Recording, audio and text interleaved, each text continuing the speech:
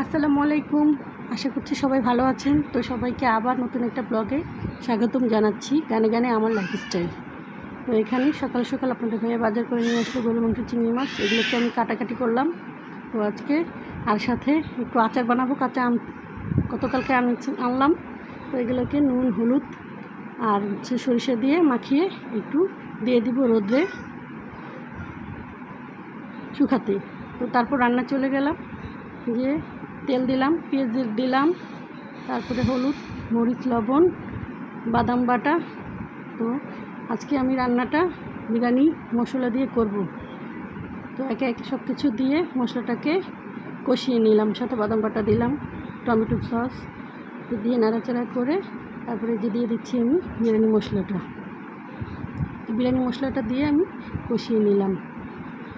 তো দেওয়ার পরে এখন একটু পানিতে দুধ গুলিয়ে একটু দিলাম, তাতে টেস্টটা ভালো হবে। তো একে একে দিয়ে দিলাম গরুর মাংসটা, দিয়ে একটু কষিয়ে নিলাম নেড়েচেড়ে। তো নাড়াচাড়া হয়ে গেলে ঢাকনাটা লাগিয়ে দিলাম। দেওয়ার পরে এখন এখানে চিংড়ি মাছগুলোকে লেবু দিয়ে একটু ম্যারিনেট করে দিলাম, লবণ আর সাথে একটু লবণ দিলাম, দিয়ে চিংড়ি মাছের মালাইকারি। তো আজকে মালাইকারিটা আমি দুধ দিয়ে করব, নারকেল দিয়ে না। তো এটাকে একটু ভেজে নিলাম, তেলে হালকা ভাজা দিয়ে নিলাম আর কি। তো নেড়েচেড়ে সুন্দরভাবে করে নিলাম। তো প্রথমটা হয়ে গেলে তো দ্বিতীয়বার আবার বাকি মাছগুলো দিয়ে ভেজে নিব। তো ভেজে নেওয়ার পরে উঠালাম, উঠিয়ে তারপর আবার কড়াইতে তেল দিলাম। তো দিয়ে পেঁয়াজ বাটা দিলাম, পেঁয়াজ বাটাকে একটু নেড়েচেড়ে কষিয়ে নিলাম। তো তারপর আদা বাটা, লবণ, মরিচের গুঁড়া আর একটু রোস্ট মশলা দিলাম একটু টেস্টের জন্যে, যেহেতু চিংড়ি মাছের মালাইকারি হবে। ওই সাথে সাথে দিয়ে দিলাম একটু বাদাম বাটা, টমেটো সস, তারপরে একটু কয়েকটা কিশমিশ দিয়ে তারপর সাথে একটু দুধ দিয়ে দিলাম, দিয়ে নেড়েচেড়ে আবার একটু পানি দিয়ে দিলাম। তো কিছুক্ষণ নাড়াচাড়া করলাম, করার পরে মাছগুলো দিয়ে দিলাম, দিয়ে আবার কষালাম ভালোভাবে। 4-5টা কাঁচামরিচ দিয়ে ঢাকনা দিয়ে ঢেকে রাখলাম। তো আবার এই তো নাড়াচাড়া করার পরে আমার রান্নাটা হয়ে গেছে।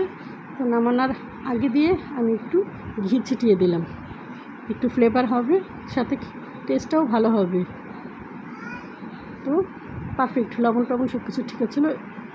তো এই রান্নাটা কমপ্লিট হলে এখন আমি চলে যাব পোলাও রান্না করতে। তেল দিয়ে দিলাম, তো এখানে কিছু বাদাম আর কিশমিশ দিয়ে ভেজে নিব।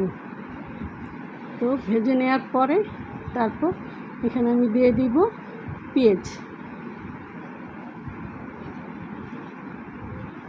তারপর আমি এখানে পেঁয়াজ দিয়ে দিলাম, লবণ দিয়ে দিলাম, আদা রসুন বাটা সাথে দিয়ে একটু নেড়েচেড়ে নিলাম। তো তারপর দিয়ে দিলাম পোলাওয়ের চালগুলোকে নেড়েচেড়ে ভালোভাবে হালকা ভেজে নিলাম। তো ভেজে নেওয়ার পরে তারপরে পর্যাপ্ত পরিমাণে পানি দিয়ে দিব এখানে। তো দিয়ে দিলাম পানি পরিমাণ মতো, নেড়েচেড়ে নিলাম। এখন ঢাকনা দিয়ে ঢেকে রাখবো। তো এই তো আমার পোলাও বলক আসলো, তারপর মাংসগুলো সব একে একে ঢেলে দিলাম, দিয়ে নেড়েচেড়ে দিলাম, দিয়ে আবারও ঢাকনা দিয়ে ঢেকে রাখবো।